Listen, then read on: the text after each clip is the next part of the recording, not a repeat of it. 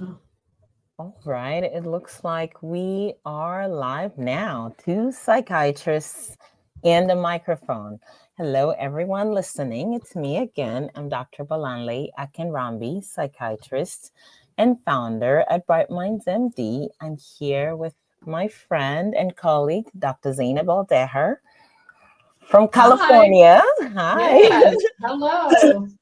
So today we have an exciting topic. It's child related. Dr. Aldeher is a board certified adult and child psychiatrist. She's going to be talking to us today about sleep. So I'm going to just jump right ahead and Okay. read a question that's relevant Yep. that we've gotten and that Awesome. I'm sure many child psychiatrists field in their practice regularly. So I'm going to go ahead and read it. Is that okay? Yeah, absolutely. Go for it. Sure. Okay. Hi, Dr. Z. I have a 9-year-old son, and this time change has been brutal. It's Hmm. hard for him to wind down to get to sleep earlier in the evening, as he has so many activities he likes to do to wind down after sports and homework. Mhm. What's to do? Okay. All right. The time change is, I think for a lot of people, they don't even notice it. I don't think I ever noticed it before I became a parent. And then everything changes, doesn't it? Yes, it does. Yeah. So, I mean, I think it's a good opportunity just to talk about sleep and how it works and how and why, these things are so kind of precarious for kids, young kids, because they're sensitive to change. I think one thing that is important to keep in mind is sleep. So we have so our rhythm, our natural sleep rhythm, and sleep is a very delicate thing. I think it's like a holy grail if we can get it right, especially with parenting. Sure. So we've got actual our natural cycle is actually less than 24 hours. And we know our like modern day clocks are exactly 24 hours. But basically every day we're resetting our clock from the moment we wake up. And we're very much in sync with the circadian rhythm and a lot of that has to do with like natural melatonin secretion and like daylight and blue light and what that can all do. Mm-hmm. So I would say that like the first thing to keep in mind is just to have this idea that like the clock starts when you wake up. So whenever we're tackling any sleep issue, it's just good to keep that in mind, because if things just kind of derail, go back to that principle, because that'll help you get a handle on things. If you can go back to the wake time, that can often be the start of your solution. So it's a Okay. reset. Exactly. Even though bedtime is important. So for this question, this caller, bedtime's definitely important, but wake time, I would argue, is even more important in this question. Situation. So we're having a hard time winding down. I get that. So all the normal or the things that we maybe already know relating to like sleep and things like that, which are power down the screens, because the screens, even if they're on night mode, they do emit like a blue light, which can like trick your brain into thinking that we're awake or we should be awake, because blue light is the frequency of light that is like associated with like wakefulness, because it's like that's what's reflected in the sky and all of that. So powering down the screens, ideally, I think American Academy of Pediatrics and ACAP recommends an hour to 2 hours. It's hard to do, but at least an hour. So if you're doing that, and if we're just reading reading an actual book as opposed to a Kindle even is preferred, doing activities, etc. So we're doing that. We have a routine. So having a routine also, because the brain really associates things. So we really associate things with bedtime. So when we're doing things consistently night after night, it does trigger that like, okay, this is time to wind down. So I would say first steps for tackling bedtime, and then I'll talk about wake time, but for this time change is really get back on track with like some kind of routine at bedtime. It doesn't have to be drawn out, but we brush our teeth, or we take a shower, we turn off, and there's no more TV, we're reading a book, we're maybe putting on like light music or something. We're doing something that every night we're doing like 3 same things, and that's going to like trigger our brain to think, okay, now it's time to like wind down. Okay? So a nighttime wind down routine.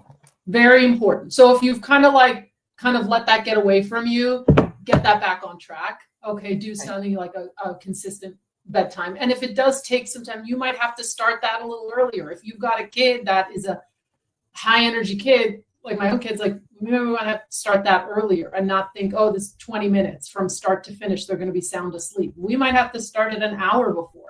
So know your kid. Every kid is different, So how much time each kid needs for a wind down? Is that what you're saying? Yeah, exactly. And then this caller says my kid likes to do a few things like after their activities or after homework or whatever.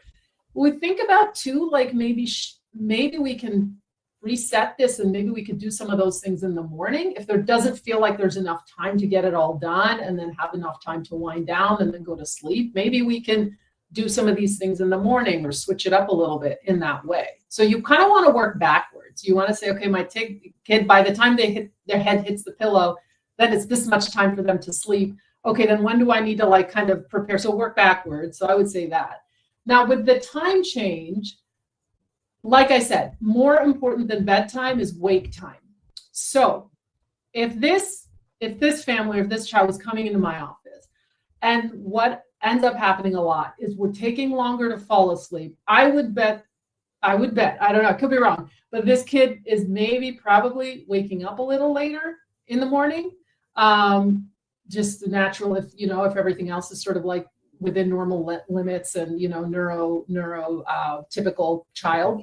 Mm-hmm. So I would say, even though it's hard, got to be up on the same time every day. So be consistent with the wake time. Even if that means for a couple days or a week, you have to be the one to wake up your kid. It's very important that your kid is getting up at the same exact time.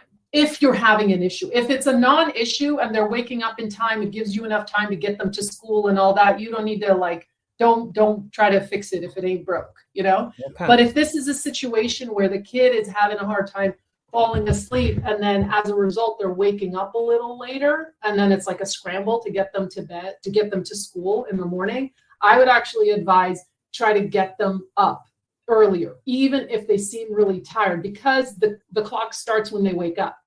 So you want to push the clock back a little bit. You want to push things back. Yeah. So even let's say they're going to bed 10 p.m. and you rather them go to bed 9 p.m. Then even if they're waking up, then they're naturally waking up at 7 a.m., you want to shift everything, then actually wake them up at 6 a.m. Because the time change, what does it mean? It's going, the sun's setting earlier and then the sun is rising a little earlier too. So everything's kind of earlier, right? Okay. So you want to wake them up earlier, even if they're going to hate you. You're going to be public enemy number 1 in the morning because all they want to do is get an extra half hour, an hour of sleep. You're going to get them up on time because that's what's going to reset you. They will be more tired, but the other thing that sort of dovetails into the next caller's question, I think, about melatonin, we have these 2 systems at play, which are melatonin and adenosine.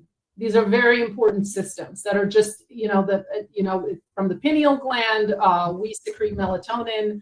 We also, from the moment we wake up, we start to produce this molecule, this peptide called adenosine. And so the clock starts when you wake up. The drive to sleep is kind of under the governance of adenosine. So that's your sleep drive. And then melatonin starts to get secreted when it becomes darker. Okay. So these 2 systems are at play. And sort of once they get to a certain threshold, 8 p.m., 9 p.m., for kids, so we've built up enough adenosine, we've built up enough melatonin in our brain, naturally we're going to want to sleep. Okay. Coffee, interestingly, blocks adenosine. So coffee doesn't make you more awake, it makes you less sleepy. So it's like indirect, okay? So adenosine and melatonin, they're at play. So when you've got a kid that's like waking up earlier, your clock is setting. So then your melatonin and adenosine production is just, everything's gonna be set from wake time. So naturally, if you're waking up earlier, we've all had this experience. You wake up super early that morning, you're going to be tired earlier that evening if you don't nap. Right. So no napping, okay? Because napping then resets the time again. Exactly. Napping doesn't technically do anything with melatonin. It does mess up adenosine because as soon as you sleep, the drive to sleep goes down and you start rebuilding adenosine.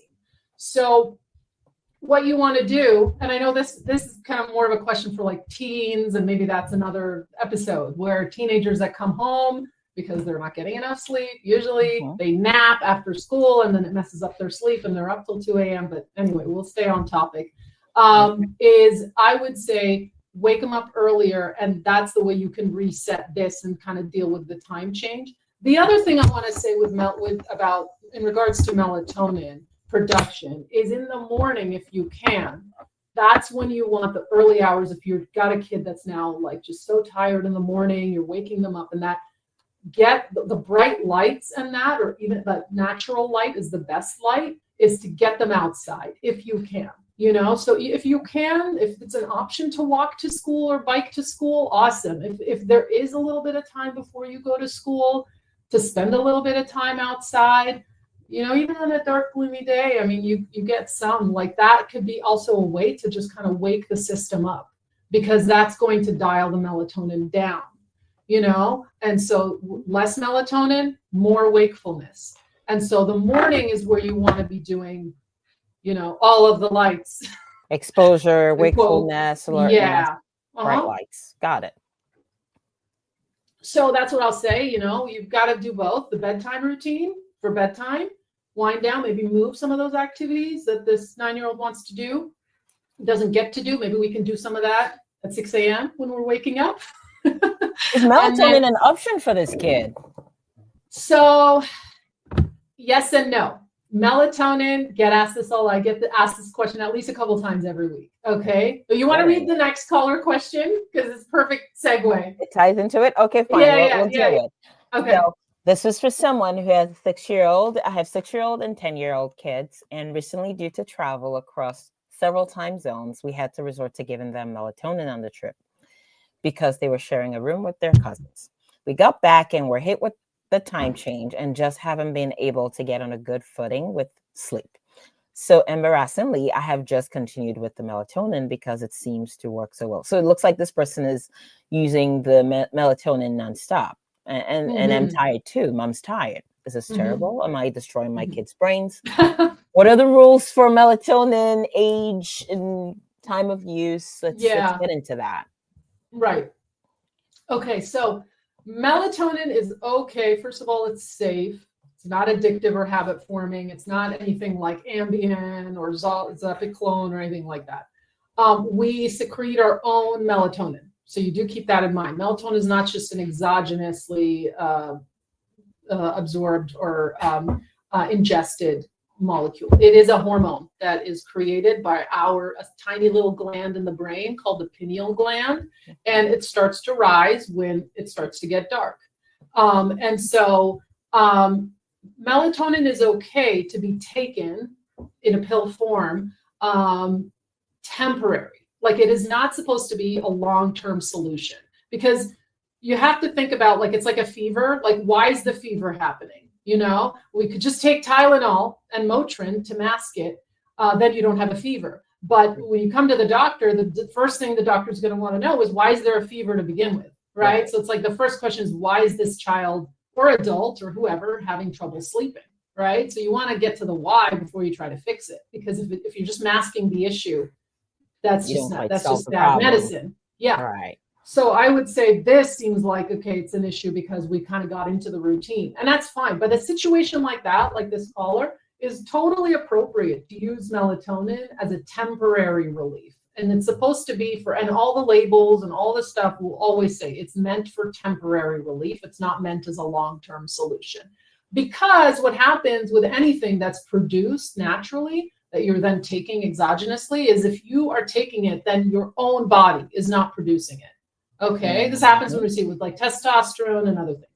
So temporarily, it's like a Band-Aid. It can get you through that trip, or maybe get you to like reset. Maybe a kid, or you've gotten sick and then your sleep has gotten out of whack and you want to reset it. Or people that work in shifts, like nurses that work doubles or things like that. Sometimes you have to do what you have to do to get the rest you need, because sleep is very important. It's like you're recharging your brain every night. Like your phone's not going to work if you don't recharge it. So sleep's really important. So sometimes you have to do that, like this caller.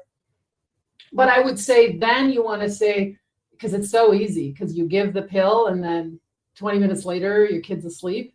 But I would caution them, it's okay for the trip, but then you got to get a handle on things. So then use the nighttime routine. Let's wake them up in the morning. They're going to be tired. They're going to hate you for a few days. It's okay. The world's not going to end, but you'll get things back on track. So, and the reason, if callers are curious in that, is because melatonin, pineal gland, all these things are associated with like hormonal systems. Hormonal systems are very intertwined. So then there have been some studies to show long-term melatonin use.